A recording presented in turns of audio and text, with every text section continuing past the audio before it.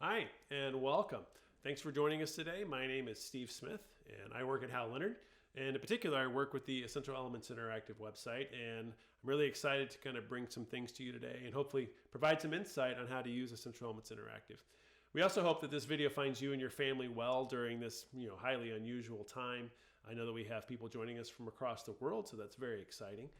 So hopefully the information we share today can give you some insights on things that will help you and your students. So let's kind of dive in, and I'm just excited to show you several things today. Let's get going. All right, so we're going to dive right in, and got a lot of great things to kind of show you today, and I'm just going to kind of chug through all of this and kind of keep going. And there are a few things that you can do while we're on this webinar. You can do the chat. You see the chat that's right there. You can do that in the public forum, where if you want everyone to kind of chime in, you can put your questions up there and everyone can see. You can also send us individual messages, because we do have our EEi support team is available to answer your questions. We're also going to have a couple of polls. You've already answered a couple of those just getting in here, but we'll have several polls that we ask just to kind of get an idea of where you guys are coming from, and just to get some information about certain topics that we're going to talk about today. So feel free to join in and take advantage of those resources in that section right there. So just some thoughts about where we are right now. Obviously things are different. We're teaching in a completely different environment than we would like to be, or that we typically are. So we're going to kind of break what we're going to talk about today down into three different things. One is stability, and just kind of talking about how we can keep things, stable for our kids and keep them as much normal as we can get. The other one is engagement, and really trying to find different ways to make sure that we're reaching out to the kids and really bringing them into the environment that we're teaching. And then the other part is going to be an experimental part of this. We're going to experiment with some things, because again, this is all new. But we're going to talk about this as being our goals for weekly connection. You want to provide stability, you want to engage something, and you want to try something new, and then just kind of build on that. So that's going to be kind of the framework. So as stability is concerned, as far as that's concerned, you want to work to have some normalcy. We all need this as much as possible right now. Things are not normal, but you can help provide that for the kids, and it's going to be an important thing. And the other thing is you don't want to completely change you or your program or what you're doing. It should be the same program. Just think of it as a different avenue. So that's going to help you to start simple, and you can kind of allow this to grow. So what you normally do in your class, we're just going to try to provide different ways for you to do that online through EEi. So in terms of stability, it's important to realize that, first of all, students still need your direction. They're going to need all the information that you would give them in class. It's just going to come through a different avenue, like we said. But more importantly, parents are going to need you as well. Parents are being asked to do things that they've never been asked to do before, particularly in your class. So that information that you're sending home, the more clear you can make it, and the more uniform you can make it, the more stable you can make it, the better it's going to be for the kids and the parents. Students are going to need to play regularly, and they have more time to do this. I have a friend of mine, a colleague, who's a really great music teacher, but he actually said that during this time, his kid has actually improved in how he practices. He's seen him at home, and he says, he's recording himself more. He's actually making more self-assessments, and he's actually practicing better than he was before. So, some kids might really thrive in this environment. And if you provide them that same instruction you normally provide at school as best you can through this, that focused practice might, benefit some of those students. And the students are going to need and want your guidance. They can still grow through this. Obviously not as much as if they were in your class and you see them on a regular basis. And of course it's more meaningful when they're with you, and it's a better environment, but they don't lose sight of the fact that kids can still get better. There still can be time to improve. It's not a wash, especially if you don't let it be. That's the stability that you're providing here. There's going to be some people who just want to throw in the towel and finish it out. You can remind them, nope, we can keep this going. We can still have some type of music class. So there's a lot of new things that are coming in there, but if you keep some of it the same, it can keep them growing, and that can be a great thing. So here's an example of something that I used to give my students when I taught, and we would give them, ideas. We'd give them ideas on what to practice and how to practice. And I adapted it for this session. I took it and kind of refreshed it a little bit. But this is weekly practice suggestions, and this is for a full week of practice. And I chose to make it into like kind of a fun font. You can kind of do that. And then we always talked about this. We always say it's a great practice session if you can say these things. And this is what works for me. This is what worked for us when we taught. Yours might be different, but if you can phrase this and put this in there for yourself and send this to your kids, then it allows them to kind of latch onto what they should be doing specifically when they're at home. There is a Word document. This is in a Word document in the materials section of this webinar in the downloads. So make sure you get that in the handouts. And I put it as a Word document so that you can adapt this. You can do whatever you want to with it. Save it as a PDF and upload a PDF, which we'll talk about here in a second. But this is what we would say, would be a great practice session for them now. I also got more specific, and this is for the brass. So I kind of put this down here. And we would want them to do some type of breathing exercises, tone work, working on their mouthpiece, working on long tones, the EE daily warm-ups, new music. We want them to, try some sight reading and get in there and do some things like that. And then play their music. EE exercise 90 was just a particular one that I chose out of here. And I asked them to make 4 recordings and choose the best one. So again, I go back to that. If they can record themselves, which we'll talk about a little bit later, that's going to be helpful. And kids can record themselves. They should. And then added a few things, your solo, and then a fun song. We'll talk more about how they can do some more fun things. And then at the bottom, I had a little reminder. So this might be like just a weekly goal sheet that you give them, just to kind of give them some suggestions on this. Parents will need this too. If a parent sees this, a parent can maybe kind of walk through a practice session with them. So it's not necessarily anything revolutionary to make some kind of PDF. By the way, I also took my my emoji from my iPhone and I put that in there because, if you can personalize it in any way, and I call this my Steve Smith / Justin Timberlake look, but anyway, because that's definitely not how I look, but it's as close as I could get. Anyway, but I put something in there just kind of fun to add that so that it works. Now, in EEi, what you can do is you can actually put that PDF in there, and you can give that to the kids in that within their site. And we'll talk more about how this can really help quite a bit. But there it is. There's that PDF. They click on that, and if you made a PDF out of that, they can upload that, and they can kind of see that. But what you can do with this, the nice thing, again, I put this for the brass. So if you have a resource, a PDF resource in EEi, you can share that with specific people. This is one of the best parts about EEi.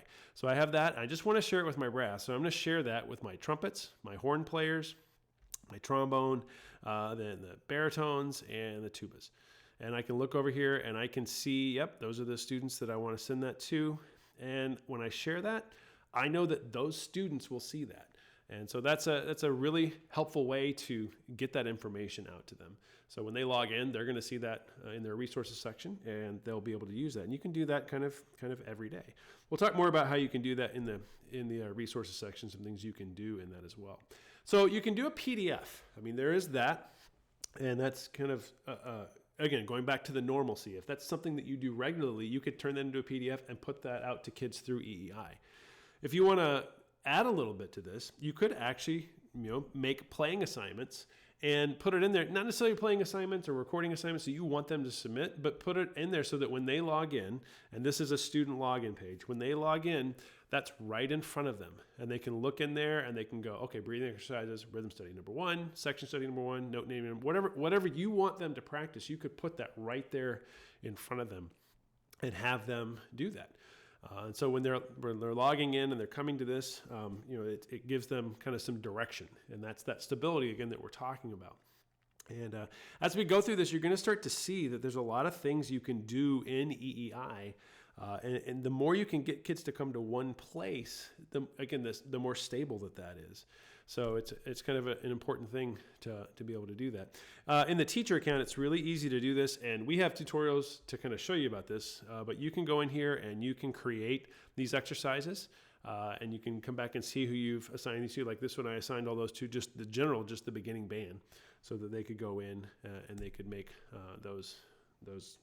they could see that on their login page. And then, this is the assignment creation tool. And again, you can, like I said, just like those resources, you can assign things to groups. And that's one of the best parts about EEIs. You can assign something to just your 6th grade flutes if you want to, or to your 8th grade clarinet players.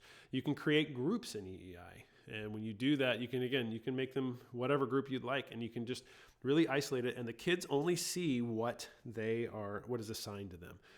So again, it's simplifying it. And if you can get one place that they go, you can customize this in a lot of different ways so that when the kids log in, they truly see what they need based on their instrument, based on their ability level, based on whatever you've decided to separate them in from that standpoint. But again, we go back to this going to one place.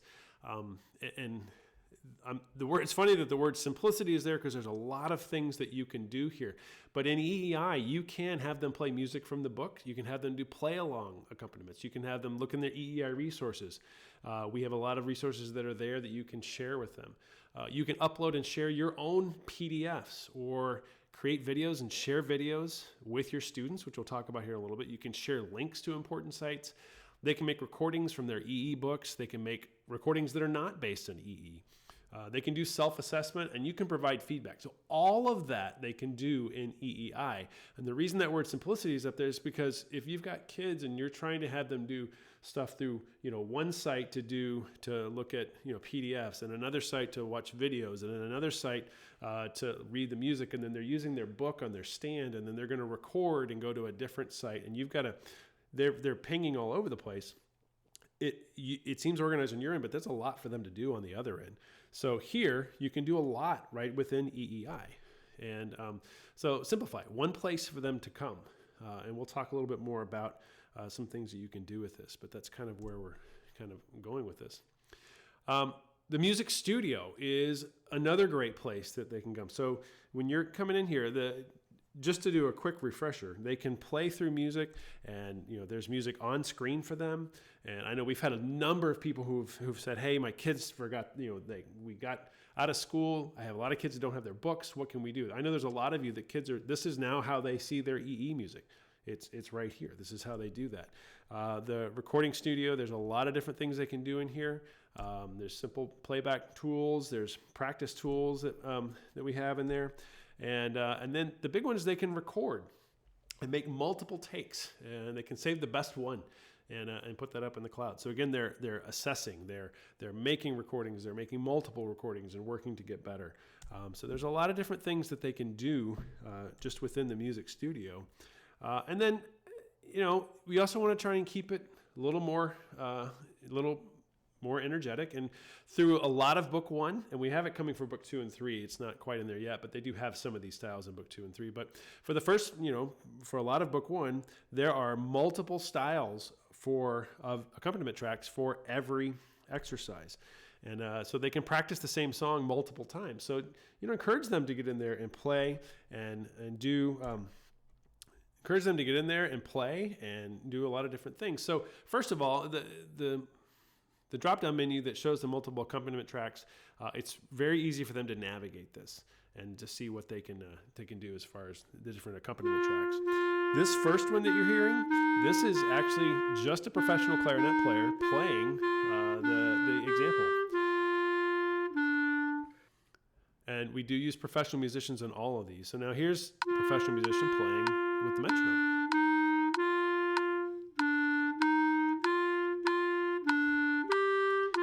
It's actually the principal clarinet player for the Indianapolis Symphony Orchestra.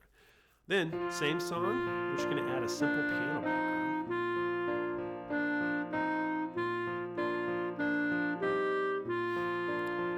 And non-metronome and piano are kind of the standards. And then the next 5 are going to be just right.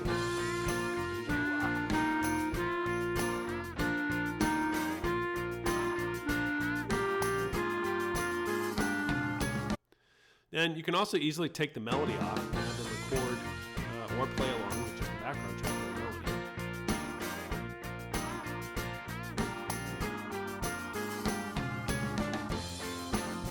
So there's just a lot of different things that they can do in here and mix things up. There's a Latin track.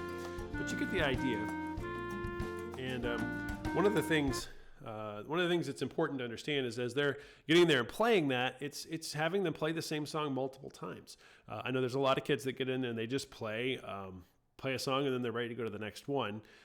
Now that we have these multiple accompaniment tracks, they can get in and play a variety of styles and still stay on the same song, and hopefully that helps them get better on that.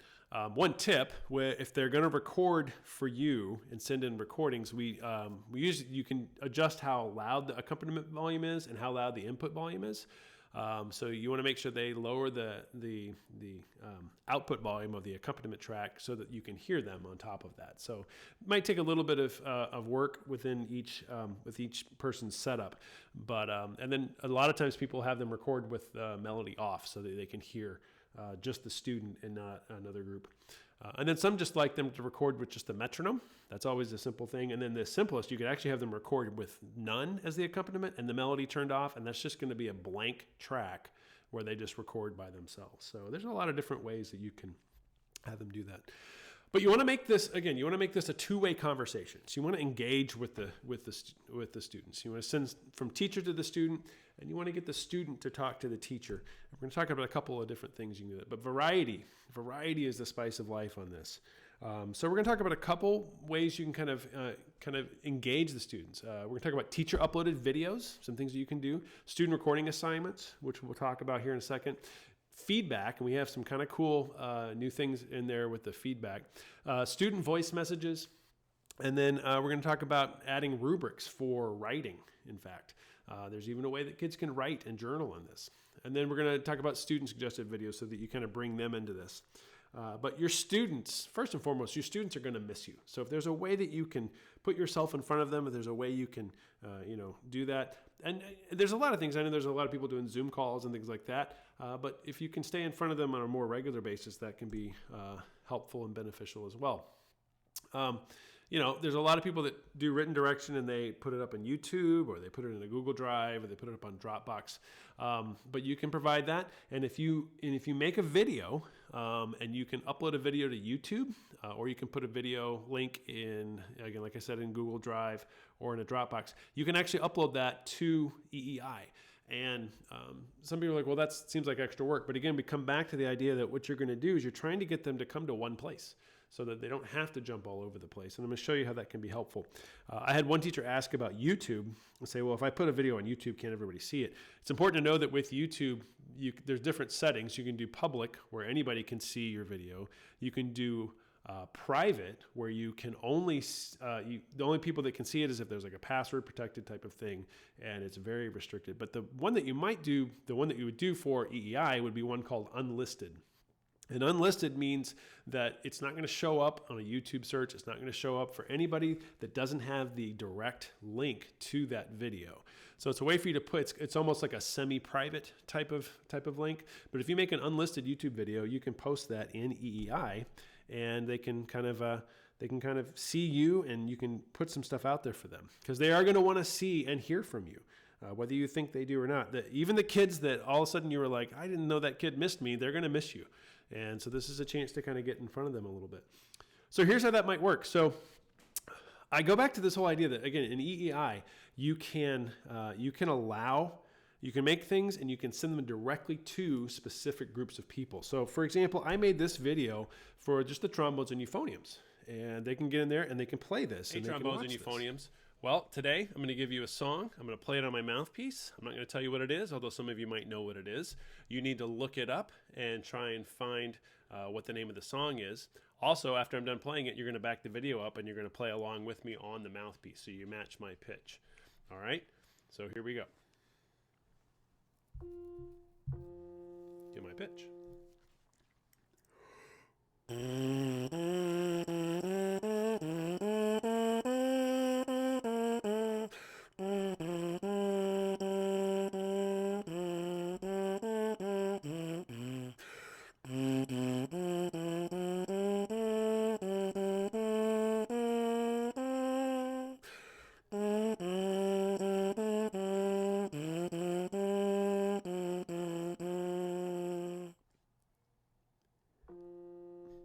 Pretty good. So you see if you can figure out the name of that song and see if you can figure out the famous piece that it is actually associated with later. So check that out. Don't forget to back the video up and play along with me and match my pitch on the mouthpiece. All right.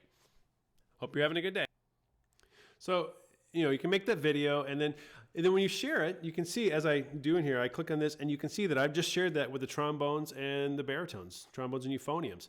And I can check over there and see, yep, those are the kids that I shared that with. And you can make those videos, again, as specific as you want for each of your instruments. And when they come to their EEi account, they're going to get specific type of stuff that they need, maybe even more so than you can do in your regular class. So it's just kind of something to think about. Quick videos. I mean, that video was not even a minute long, and just do a couple of those quick hits, and then they can kind of get in there and get that specific information. One of the things that is important to understand, we've talked about, the music studio and playing with EE music, and you can definitely record EE music in there. But something else that you can do is you can also record. You can record anything. We have what we call the All Music Studio. And this is a place where, again, you've got the EE music on screen in the EE Music Studio. But if you go to All Music, kids can record whatever you want them to record. They're not restricted to just recording something from the book. So they get in, and they can either record with a blank track. It's just kind of a blank recorder. There's some metronomes that they can do in there. But if you have a piece you want them to play, they could record that. Just if you have specific ways you like to do scales, you can have them record those scales in there. They can make up a song or play their favorite song, put that in there. Okay, or if you want them to do class warm-ups. But they can do that. They save it to their recordings. They can submit those just like any other recording. So they go in there and they submit that. That comes to your teacher account, and it's a way for them to record anything that you want them to record. So this isn't just a place for essential elements. They can record whatever you're working on, whatever you want to direct them to record. It's always something important to remember. The organization of those recordings, this is something that we've worked really hard on to try and help you guys have just this, easily accessible way to kind of see and hear and access the recordings from your students. And so with this, in this what we call the student recording section, you have a chance to kind of organize it. You see that the gold labels mean it's ungraded. If you've graded it and given it a passing, it's a green check or a green grade. And then if you want them to do it again, you can ask them to do it again. You get that red redo so you know where they are. Easily access all of this music. So if you click on just a specific exercise, you're going to get a chance to listen to their recording. You can type comments and put that in there. We even have a new thing that I'm going to show you here. Just came out actually this week. I'll get to that here in a second. It's not even in that part of the site that I was just showing on this demo video here. You can easily see recordings from every kid and go straight down the list of everybody. If you just go to the exercise number 10, now here's everybody who recorded that exercise number. So those headers are exercise numbers, and you can see everybody that recorded that. The easiest way to kind of do this, we'll talk about it here in a second, is actually that show ungraded button. But you can sort. Again, you can organize things however you want to organize these. Sort by groups, organize it by instruments. The all music recordings are going to come in. These are the recordings that the kids have recorded, whatever they want to record. You can click in there in the all music. And then if you create assignments, those assignments will be there. And you can kind of look down. And again, you click on any of those headings, it's going to pull up all of the recordings from those students. So if you click on chromatic scale there, it's going to show all of that. But the big button right there, show ungraded, this is going to show you all of the exercises that you have not given a grade to. And you can just go right down this list. We've really tried to make this the easiest way to listen to recordings and give students feedback. And then you can export those into an Excel sheet so that you have those grades in Excel to upload the grade into your grading program as you need to. But it's a very organized, very easily accessible way to listen to recordings. We've really tried to streamline it for you guys. Self-assessment is really important too, because you can actually have the kids put self-assessment in here. And I think that's something that a lot of people are really being asked to do. And have the kids assess themselves. And like I said before, with my colleague whose son is practicing, one of the things that he says that's making him better at his practice is that he's got to do more recording and listening to himself and assessing what he does. We have this ability in EEi. We introduced this a couple years ago, and students can write comments about their recording. You can attach these self-assessments to specific assignments, and you can create these self-assessments. So for example, here's one that I just created. These are checklists. So a student can go down, and I created one that had posture, instrument and hand position, and embouchure, all of that. Tone quality. I had them rate themselves, rhythm, steady beat, and they went through and they would rate themselves when they submit that recording to you. So hopefully they're checking themselves before they submit something to you. And you can create this. This is customizable to what you would want to do. I've actually, in the handout section, I've put some example rubrics that some people have used and they have sent us as examples that they thought were helpful. So just some different ideas on what you can use as far as self-assessment is concerned. Now, as far as engaging them, those are all very educational type things, recordings and grades and getting information back to them. But let's talk about how to kind of use this to kind of make it a little more personal, because you can come in here and add a couple different things. So for example, you could just have an assignment that really is just like, tell me about the best part of your day. The kids could actually use the All Music Studio and just talk to you and just say, hey, this is the best part of my day. I did this. And they could just have a simple recording. It's not even a grade. It's just a way to connect with them. And you're going to have kids that want to do that. They're going to want to tell you about things that are going on. It's the same kids that come into your room all the time. And at one point you might have been like, oh my goodness, will you please leave? Well, now you're like, I kind of miss that person. So, just have them do just simple things, like say about the best part of their day. I put another assignment in there too. This one just says, describe Sheku Nimrod. There's a great recording of Sheku Kanemason playing cello and playing Nimrod. And, just ask them to listen to that recording and then have them come back to the All Music Studio and just talk about a recording that they saw on the YouTube. That is a link that you put out there. So, they can write about something, but they can also use that All Music Studio just to kind of describe things and talk about things and send that back to you. It can be a really helpful thing for a lot of kids. Some people might like doing that more than maybe writing things out. But yeah, so again, they could just make that recording, talk it through, and then submit that recording to you so that you hear them talk about Sheku's recording, what it means to them, what they think the piece means, something along those lines. So just another way to kind of get in there. This is one of the lessons. There's some lesson ideas too in the handout section. We've kind of given you a few lesson ideas to maybe to use, and this is one of those. Is just commenting on a piece of music or on a recording. So that's something you can kind of look at there. The other thing you can do is on that self-assessment is you can make them all written, because there's going to be some kids that love to journal, love to write things. Of course, this example that I put up here, I did this really quickly. You're going to have some kids that really fill these boxes up. So you can have them write about that piece if you wanted to. They could talk about it, they could write about it, but it doesn't have to all be just performance-based. You could, this is a chance to show them some great music that maybe when we all get that in the day-to-day. We have things we've got to teach the kids. We've got performances coming up. We have all these things coming up, and we do play the music, but maybe not as much as we would like to because we have those other deadlines. Well, right now this is a time where you may not have that concert coming up, so you could take time to you're going to have to find other ways to show them the love of music that you want to instill in them. So you might need to put more music out there, but don't just put it out there and just say, okay, well, there you go. Hope you like that. Have them comment on it. Have them write something else back here. And again, it's that engagement. You're sharing something that you think is really cool. You want to know what they think about it.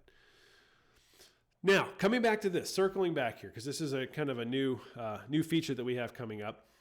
Actually, it's already out there. And that is the ability for you to provide audio feedback to your kids. So when they come in and they play a recording, let's say, for example, they did, this Two's a Team. Before, you could just do typed comments. Now you can actually come in here and you can do audio comments. And let me just kind of give you an example of this. This is an actual recording from one of our teachers, and she's kind of jumped all over this week, and she really enjoys doing it. So this is the portal that's going to come up. You're going to get to see this. You got the student recording there, so you can hear the student play, and then you can either pause the student recording. You can record. Record yourself talking. You could record a lot of different things. But this is how this teacher chose to do this. So instead of just writing it out, now you're going to get to talk to them. Again, they're going to get to hear your voice. And here's how this teacher chose to respond to this recording. Hi, Kyle. You're off to a good start with this song. Most of your notes are correct. You're going to want to check the first note in the third measure. You're reading that note as a G, and it's actually an A, and it happens a few more times in the song. You're going to need to work on the rhythm a little bit. Go back and listen to the song and maybe count and clap. Okay. The learning target for this piece of music is I can perform an accent. So the notes that have the V's above and below them need to be tongued more strongly so that the notes are emphasized and they sound a little different than the notes that are not accented. I put a short video in resources explaining accents better if you want to use that as a resource, or you can sign up for a Zoom lesson with me and I'll be happy to help you with accents. So first you're going to master the notes and rhythms of Mexican clapping song. You can take out the metronome so that you can go slower, and then go ahead and start working on adding accents. Okay, keep going. Yeah, so just her positive voice. By the way, that's Terry Little. She's a teacher in the Elmbrook School District here in Wisconsin, and she just has a nice, pleasant way about her, and she's given that kid some great information, and that goes a long way. Instead of seeing that information written, hearing it can be important. And then she's also referring to like videos that she's posted about certain things, and then encouraging him to sign up for a Zoom lesson. So there's just a lot of things you can do with that. Terry's uses EEi and has used EEi for quite some time, and she's really got a good knack of how to use this resource. So it's kind of awesome. She also is actually presenting a clinic at Midwest this coming December, assuming that goes on. Cross our fingers, hope that Midwest happens. But she does a great job using a lot of different things in EEi. But you see how powerful this can be, how important and powerful this audio feedback can be. Because, you can give that verbal comments that you just did. You can, again, and we didn't play the student recording just out of respect for, the student and the privacy type of stuff. But you could play that recording and then pause and then talk about what a kid played and then play some more of it and then talk more and talk while they're doing it. You could model for the student. You could play an instrument. You could play back to them what they should sound like or give them an example, to kind of have them understand what they need to do. And then you can also just give them that genuine praise. Writing good job or writing nice job in a comment section is great. But if they can hear you and you're able to give them that praise, especially right now, especially where you're not seeing them on a daily basis. But if you can change that and put that in there and get your voice in there, it's really, really helpful. There's probably a million other ideas. That's one thing we love about EEi is we put it out there as one way for people to use it, and then people come back with so many different ways that they're using this. And a lot of the ideas we're presenting in this are from teachers saying, hey, this is how I do this. So really helpful. And some of the comments we've had today have been talking about how people use this. So it's really kind of cool to see how this has grown. But again, students need to hear your voice, and this is a great way for them to do this. And I've had some teachers that we put this out there and they're like, oh my gosh, I enjoy doing this so much more than typing. So I will, we do have a 2-minute time limit on there. So I will say, I know myself as a teacher, I was a little bit wordy, so you're going to have to be efficient with your words. But I do have another teacher who posted on there on our EEi teacher Facebook group, which is a great resource, by the way. If you're not on that, just Google or go to Facebook and look for the EEi teacher Facebook group. And apply for that, and we will let you be a part of that group. But a person posted, I feel like I'm giving live feedback to the kids. They're playing for me, and I'm responding to them and talking to them, and it's really been a great addition to what we've been doing. Now, further engagement ideas. So with this, we're kind of pinging back and forth on this because you want to kind of keep the kids engaged in a lot of different ways, but you could have a time where students suggest videos. So you could have an assignment where you say, hey, go out and find a really great video for your instrument and let me know what it is. And then you can share that to everybody and you can say, hey, this is so-and-so's instrument. So you're letting the students contribute to what everyone is watching. You're letting them contribute to this. So for example, you could have a student come in and give you a video and say, I really like this video. So here is Amy S. And she did this, Susan Milan, she found this video and she loves how this person sounds. And so now Amy is sharing this video with her friends.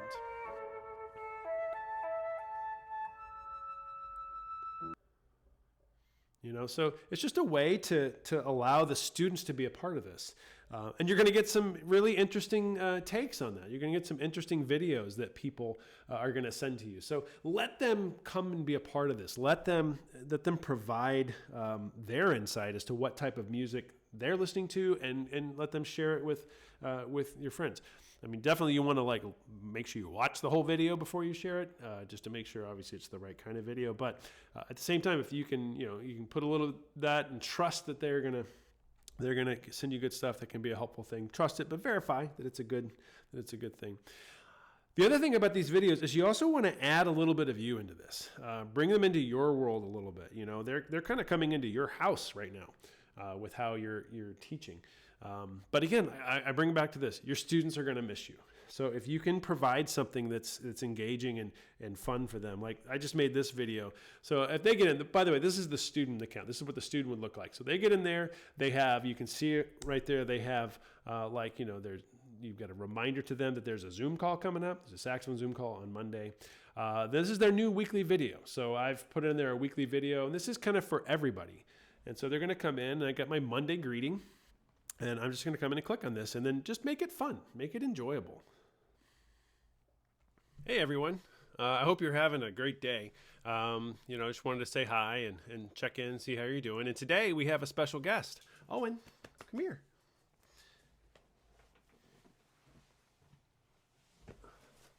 Owen wanted to say hi. Say hi to the kiddos. Can I get a kiss? No.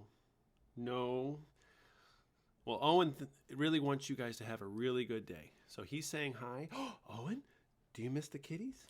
You're like, I don't even know. Oh, there it is. All right. Well, Owen's hoping you have a great day, and I do as well. So check for your assignments, and we'll talk to you soon. Bye. Bye. So again, that's a video, and that one I just sent to everybody, and so they're going to get that.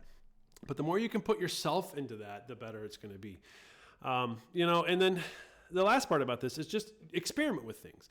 There are a lot of things that I put out there that you're like, I don't know, I'm not sure I would be comfortable doing that, or that might seem like, I'm not sure that would be worth it. Try some things. Not everything's going to work. When I say that, I mean like not every the website's going to be great. The website functions really well, and we're working on things to make it even better. But you're going to try some different things. You may put a video out there, and you're like, that didn't really get the result that I wanted to. Or you're going to try, certain assignments. You're going to be like, oh, that didn't quite go like it needed to. A lot of it is going to go well, but it's okay to try things. And if things don't go well, that's fine. Model for your students a willingness to try and fail, and then try again. That's part of this, technology type of thing. I bet we all have stories about how we tried something and it didn't work the first time, but we came back to it and we made it work, and it was great. And then we also have things where we tried it and it didn't quite work. But just enjoy the freedom right now. It's you've got a lot of leeway. You've got a lot of ability to try some things, and then because we're in this different environment, keep what you want, and then kind of move forward from there. Speaking of trying things, I just want to put some things that are out there that Hal Leonard actually has to offer. There's all these things are actually offering free trials, and a lot of people are offering free trials. But if you teach any kind of elementary type music, Essential Elements Music Class Interactive is a new site that's out there. It's eemusiclass.com. You can kind of look on there, and there's a handout in the handout section that has information on all of these type of things. But EE Music Class Interactive is out there. Noteflight, it's online music writing software, music writing website, and they have Noteflight and Noteflight Learn. There's some content libraries where there's some music that kids can kind of use and that you can use. But check that out, Noteflight. And then Sheet Music Direct. Sheet Music Direct is a really great place. It's actually like Apple Music for sheet music. And I'm not sure if you haven't heard of Sheet Music Direct, you should definitely try that. They have a 30-day trial to what's called Sheet Music Direct Pass, which again, like I said, it's like Apple Music for sheet music. Almost everything that Hal Leonard publishes is in there. Piano, you got instrumental charts, you've got pop tunes, you've got a lot of different things that are in there. And actually, recently, within the past couple of weeks, we've actually put a lot of band and orchestra music in there, and there's PDFs that students can get in there and play along with.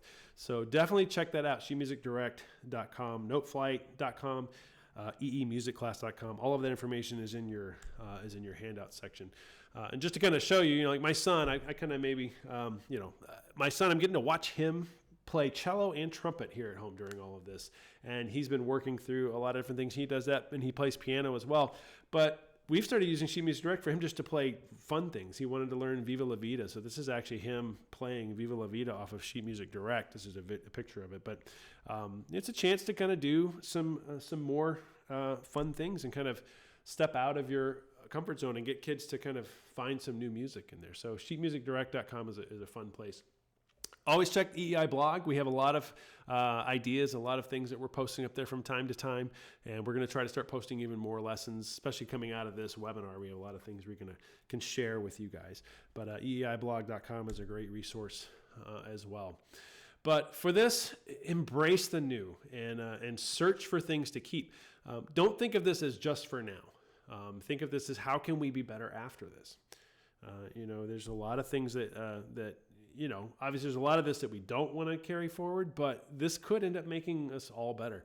If this is pushing you, I know it's actually pushed me, and it's actually pushed a lot of companies and pushed a lot of people to figure some things out that maybe they were a little slow to move towards. So, if you're a little nervous about moving into the tech world and moving into this, or you thought it took away from the teaching, please, try and find those things that you're like, hey, actually, I really do like this.